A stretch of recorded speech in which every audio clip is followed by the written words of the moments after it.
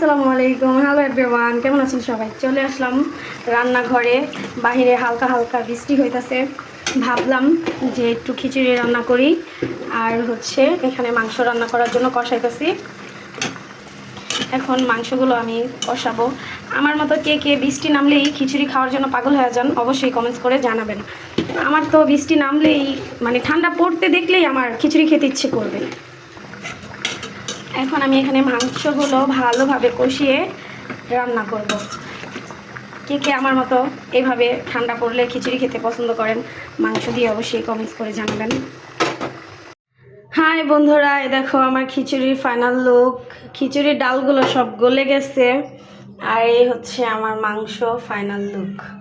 তো কেমন হয়েছে অবশ্যই সবাই কমেন্টস করে জানাবা, ঠিক আছে? সবাই ভালো থাকবেন, সুস্থ থাকবেন। আল্লাহ হাফেজ।